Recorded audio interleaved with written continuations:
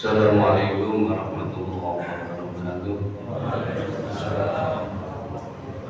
Innal hamdalillah nahmaduhu wa nasta'inuhu wa nastaghfiruh wa na'udzu billahi min shururi anfusina wa min sayyiati a'malina. May yahdihillahu fala mudilla lahu wa may yudlil fala hadiya lahu. Asyhadu an la ilaha illallah wahdahu la syarika lahu wa asyhadu anna Muhammadan abduhu wa rasuluh. Allahumma shalli wa sallim wa barik ala Muhammad wa ala alihi wa ashabihi amma ba'd. Kita awali dengan basmalah. Bismillahirrahmanirrahim. Kita bersyukur pada Allah, pagi ini sudah memasuki hari yang ke-11, insyaallah ya, sama-sama hari yang ke-11. Mudah-mudahan kita mampu melaksanakan sampai nanti akhir Ramadan. Amin. Salawat salam kita sampaikan pada Rasulullah Muhammad SAW. Harapan kita biasanya secara umum adalah mendapat syafaat di akhirat nanti dengan cara-cara tentu yang masuk. Jamaah sekalian, kali ini ada beberapa pertanyaan, sehingga materi saya beri kalimat berjawab, judulnya kalimat berjawab. Ada 3 pertanyaan yang mudah-mudahan nanti ya kita cicil ya, tentunya kabeh mungkin. Yang pertama ada pertanyaan, betulkah di dalam sholat tarawih itu ada doa-doa khusus? Yang pertama, adakah doa-doa khusus ketika kita tarawih? Sebelum saya jawab pertanyaan itu dari saudara yang hadir di tempat ini, ya, cuma tidak boleh diomongkan ya, karena biar tahu. Yang terpenting paket Islam untuk kita itu 4. Selama Ramadan ini paketan ini datang, kita terima dengan imanan lah, sahabat. Ada 4 kan? Puasa Ramadan, tarawihnya nutup, lalu i'tikaf di masjid di saat 10 hari yang akhir, lalu bayar zakat fitrah. 4 ini kalau sudah tercukupi, fa insyaallah roja kayaumi waladatumu, kita kembali seperti anak kecil. Baiklah, bacaan tarawih saya sampaikan. Sebenarnya kita kalau tarawih, baik imam maupun makmum, ambillah doa iftitah yang pendek, biar tidak lama-lama, karena akan cukup 11 rakaat dengan witirnya.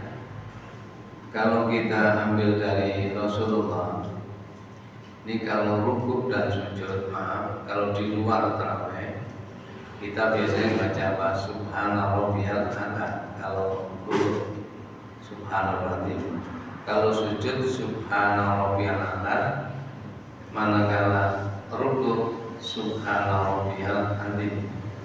Tapi yang lebih afdal adalah baik rukuk maupun sujud subhanakallahumma rabbana wa bihamdika allahumma ighfirli. Nah, ini kalau rukuk sujud. Kalau nanti kita dalam posisi tarawih, kalau bisa lah ya, bisa dirubah lagi. Subuhun kudusun rabbul malaikati waruh. Saya ulang ya. Subuhun kudusun rabbul malaikati waruh. Ini untuk apa? Rukuk maupun sujud di saat kita tarawih. Sekali lagi, subuhun kudusun rabbul malaikati waruh. Untuk iftitah, kita tidak ambil yang panjang itu, yang pendek aja. Biasanya yang panjang kan Allahumma ba'id baini, itu dan salatnya Allahumma ba'id baini wa bainal khataaya. kama bata bainal maghribi wal maghrib. Allahumma naqqini minal khataaya kama yunqal thawbul abyad minan danas.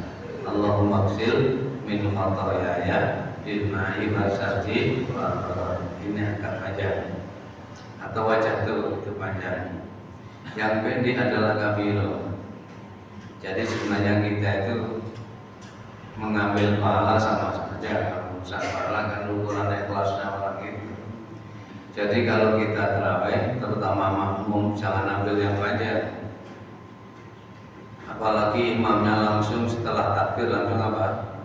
Fatihah kan pada mestinya itu sakata unayatan, berarti sejenak. Kan itu kita sebagai terutama yang dari Muhammadiyah tetap saja jalan ini, tetap ada sakata unayatan. Wa inna kabar, jika sudah takbir sakata unayatan, Rasul berhenti sejenak. Ada yang tanya termasuk kalau kita tarawih Allahu Akbar setelah takbiratul ihram dan sedekah secara lengkap, kita baca kabira walhamdulillahi katsira wa subhanallahi bukratan wa asila. Itu saja cukup. Masa kurang pendek. Kalau kurang pendek lagi dari Umar bin Khattab itu subhanallahumma wa bihamdika wa tabarakasmuka wa ta'ala jadduka wa la ilaha ghairuka. Malah panjang ini dari Umar bin Khattab. Itu kalau Umar itu kalau sholat pakai itu subhanallahumma wa bihamdika wa tabarakasmuka wa ta'ala jadduka wa la ilaha ghairuka. Apa boleh untuk tarawih? Ya boleh saja. Milih dia jamaah boleh, itu tidak ada larangan. Cuma biasanya kita itu ambil yang pendek-pendek, itu pahalanya insya Allah sama. Ukurannya kan bukan apa-apa ya, tapi karena ikhlasnya. Pernah Rasulullah itu mendengarkan ada jamaah yang mengucap itu Allahu Akbar. Nah setelah itu kabira walhamdulillahi katsira wa subhanallahi bukratan wa asila. Rawahu Nasa'i. Kalau ambil itu, lalu tanya itu siapa yang baca itu tadi? Ada yang ngajung itu sahabat, anak ya Rasul, bagus itu. Itu ulangan kanjeng. Tadi saya lihat seperempat malaikat yang di langit memintakan ampun kepada kamu yang membaca kabiro tadi. Seperempat malaikat yang ada di langit. Nah, kalau 1000 triliun bagaimana ini malaikat apa ya? Nah, artinya kalau miliaran berapa begitu, maka ya seperempatnya itu. Saya jawab bahwa kalau bisa, kalau rukuk dan sujud subuhun kudusun Rabbul malaikati. Kalau tidak bisa ya yang lain saja. Kan rukuk dan sujud itu sekitar 8 itu. Sekitar 8 doa itu yang dari Rasulullah Muhammad SAW. Pertanyaan yang pertama. Pertanyaan yang kedua, apakah kalau bulan Ramadan ini orang-orang di alam barzakh tidak disiksa prei malaikat ya, tadi cuti? Apakah betul di saat Ramadan orang-orang di alam barzakh itu tidak disiksa? Itu kita rubah saja biar kita lebih langsung mengenai sasaran. Kita bukan masalah disiksa atau tidak, ya, bukan masalah disiksa tidak. Coba pertanyaannya, apakah di bulan Ramadan absen malaikat untuk menyiksa umat manusia di alam kubur itu? Jawab kita, bagaimana caranya? Ini jawabannya kita alihkan biar sekaligus mendapat ilmu. Bagaimana cara kita agar nanti tidak mendapat siksa kubur? Itu kita rubah di situ. Ya, caranya pertama, ada beberapa cara. Pertama, iman kita harus kuat dan lurus. Pertama ya, iman harus kuat dan lurus. Iman saja tidak lurus tidak menjamin, lurus saja tidak kuat miur-miur ya tidak menjamin. Iman kita harus kuat dan lurus. Satu ya. Yang kedua, agar kita tidak kena siksa kubur. Yang kedua, kalau mampu ini bagi kita yang mampu, senanglah baca surat Al-Mulk. Tabarakalladzi biyadihil mulku wa huwa ala kulli syai'in dan seterusnya sampai selesai itu. Kalau tidak mampu karena sesuatu hal, maka bisa kita ganti wirid-wirid Al-Quran yang 7 itu. Bisa untuk sholat sunnah, untuk wiridan sehabis sholat wajib, bisa kita doa sebelum tidur, yaitu 7 titik itu. Ya tentu Fatihah harus hafal gitu. Kalau Fatihah tidak hafal ini, kita ini nomor berapa? Fatihah hafal 1 Fatihah. Yang kedua ayat kursi diusahakan hafal, jangan sampai keliru. Yang ketiga amanah Rasul, terus itu 2 ayat yang terakhir dalam surat Al-Baqarah. Bagi yang mampu bisa nganggur-nganggur dibaca di rumah. Amanah Rasul bima unzila ilaihi mir rabbihi wal mu'minun. Kullun amana billahi wa malaikatihi wa kutubihi wa rusulihi. La nufarriqu baina ahadin min rusuli wa qalu sami'na wa ata'na. Ghufranaka rabbana wa ilaikal masir. La yukallifullahu nafsan illa wus'aha. Laha ma kasabat wa 'alaiha ma iktasabat. Rabbana la tu'akhidhna in nasina aw akhtana. Rabbana wa la tahmil 'alaina isran kama hamaltahu 'alal ladzina min qablina. Rabbana wa la tuhammilna ma la taqata lana bih. Wa'fu 'anna waghfir lana warhamna anta maulana. Anta maulana panjang ini. Anta maulana famsurna 'alal qaumil kafirin. Nah, sudah bagus. Kalau yang lain bisa untuk sholat-sholat sunnah. Qul ya ayyuhal kafirun dan qul huwallahu ahad. Atau mau tidur kita pakai 3 surat itu kita baca sekali sana itu. Surat Ikhlas, surat Falaq dan surat An-Nas. Berarti 7 titik. Diusahakan untuk secara siklus hidup, digunakan untuk kegiatan-kegiatan harian, amalan yaumiyah namanya. Untuk sholat sunnah yang 2 rakaat, biasanya qobliyah ba'diyah pakai surat Al-Kafir dengan surat Ikhlas. Karena kita tahu di saat kita sholat sunnah yang 2 rakaat, kita membaca surat Al-Kafirun, itu diberi pahala kayak membaca 1/4 dari Al-Quran. Hitung juz setengah itu, 7 juz lebih itu kalau baca itu. Apalagi surat Ikhlas yang pendek itu sama dengan membaca Al-Quran sepertiganya. Kalau kuliah itu surat Al-Kafirun 1/4-nya. Jadi kuliah Al-Kafirun kan panjang, tapi pahalanya banyak yang kuliah di surat saya Quran ini. Lu kan suwe Pak, ya suwe, tapi pahalanya mediti. Kalah yang sini 1/4, kuliah Al-Kafirun hanya 1/4. Untuk kulo surat Ikhlas 1/3, lah kasih 1/3. Pahalanya itu banyak itu. Karena itu kita sesering mungkin, kalau tidak ada gangguan teknis tentunya, kita perbanyak sholat sunnah yang 2 rakaat, terutama adalah qobliyah, ba'diyah, dan lebih-lebih lagi kita sholat yang muakkad itu, rawatib muakkad.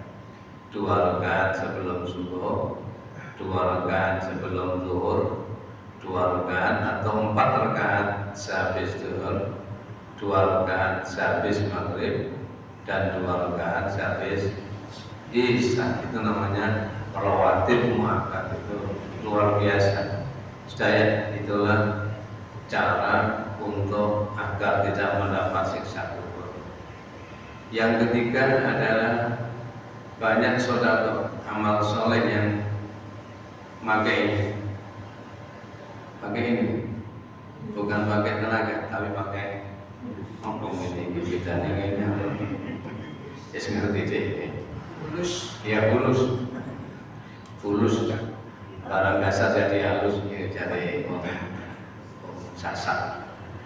Fulus barang kasar jadi halus, ya boleh. Ya lembut. Bahasa Arab itu fulus itu nat juga bisa, ya, lembut ya bisa. Bahasa Arab itu agak berarti.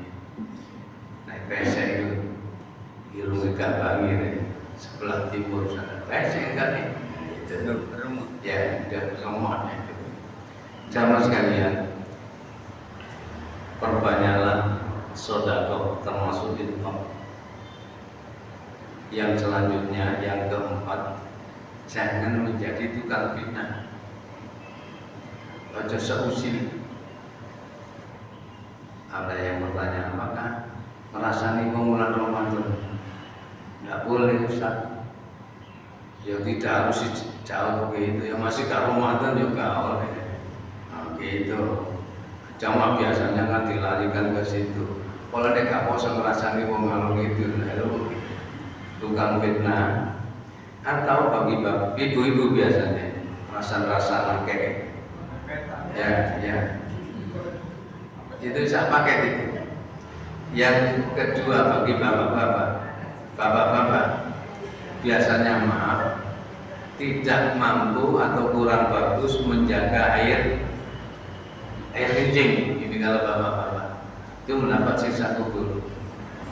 Suatu saat ini satu hadis ini, yang satu perempuan disiksa karena pernah Rasul lewat di Madinah sana, di kuburan Baqi, ya, bukan kuburan Subang ya, di kuburan Baqi sana Rasulullah tuh lewat di depan kuburan di Madinah itu.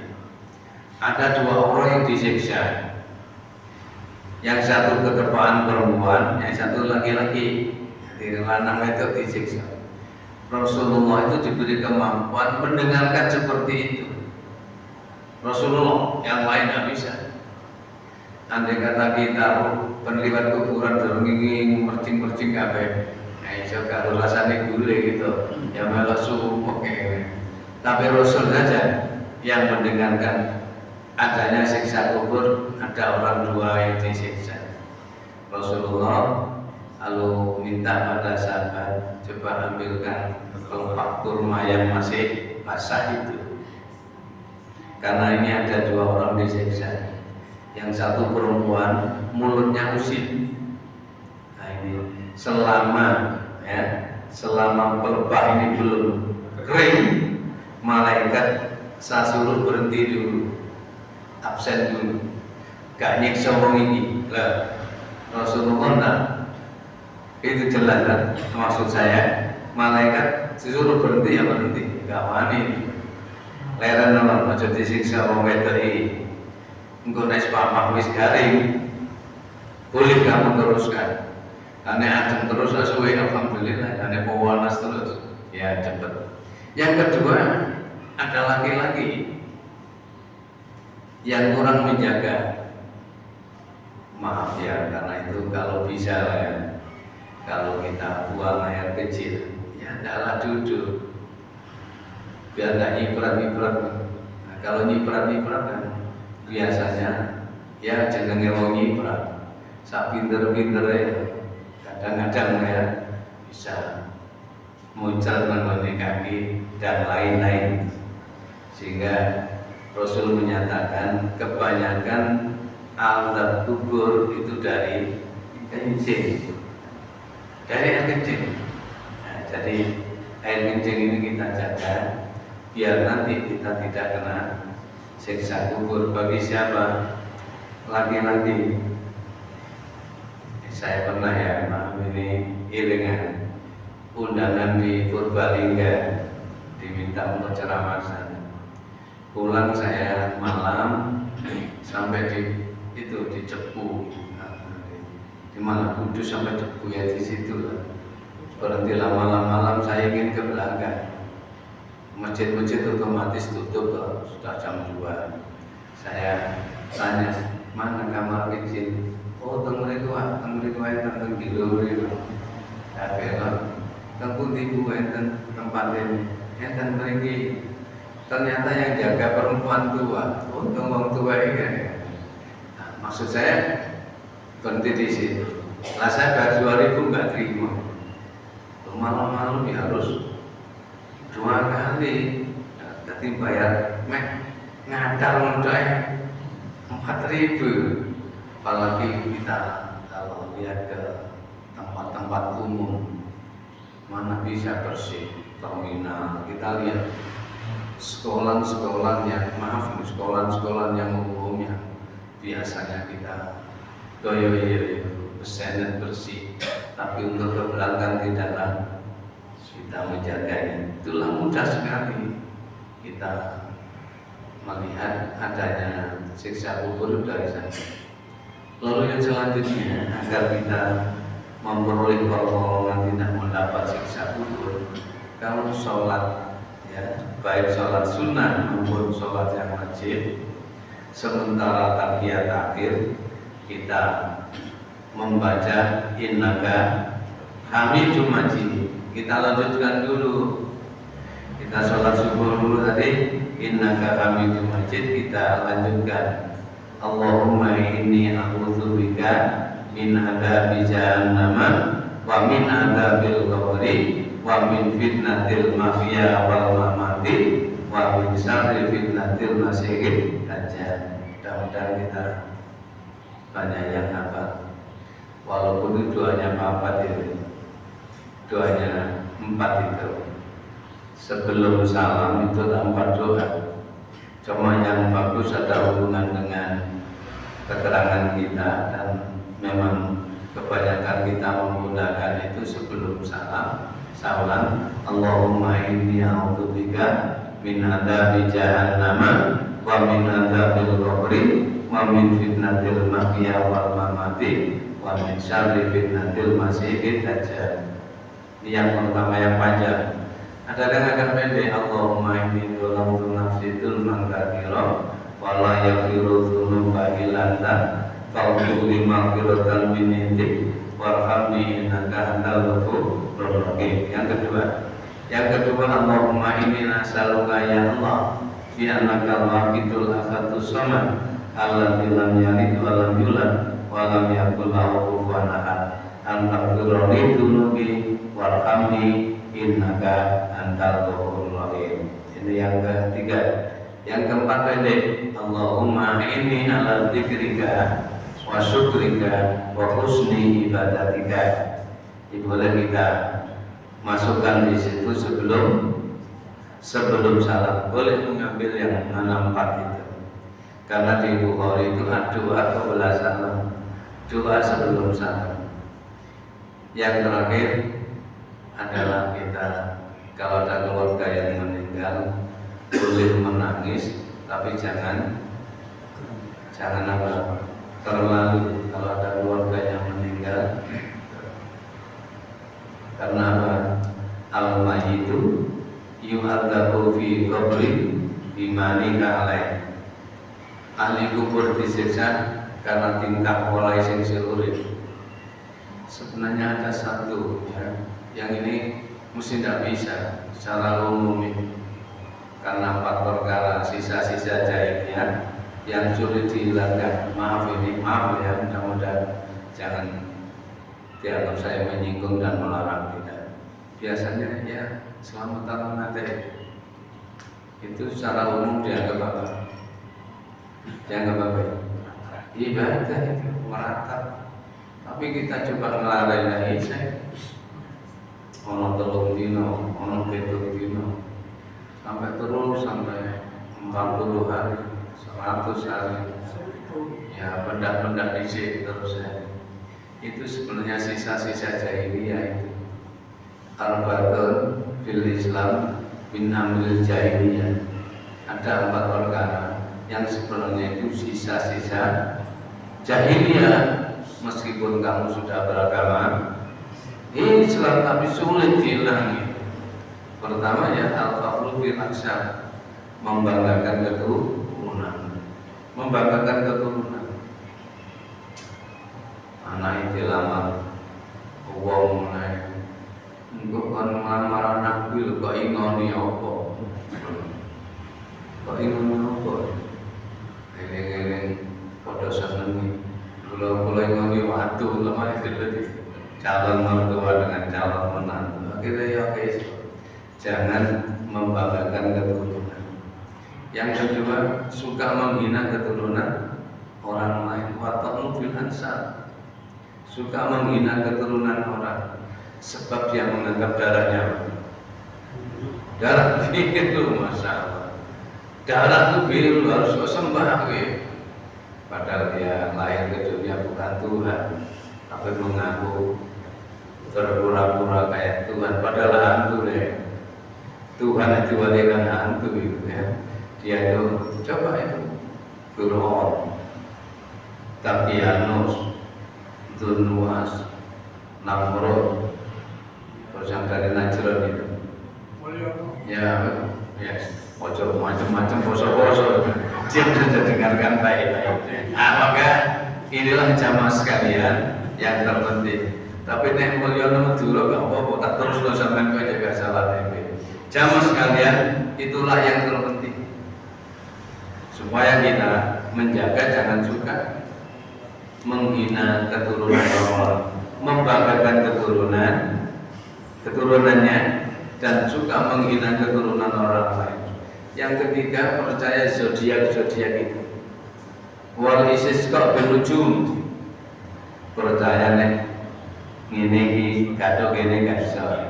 Biasanya ya kita masih jalan tapi kita nyantai dan kita memahami kalau itu bukan ajaran Islam. Contohnya bulan Safar itu pantangan bagi orang-orang Jawa, terutama Mojopahitan, Mojokertoan ini untuk mantu. Sampai dilarang bulan apa?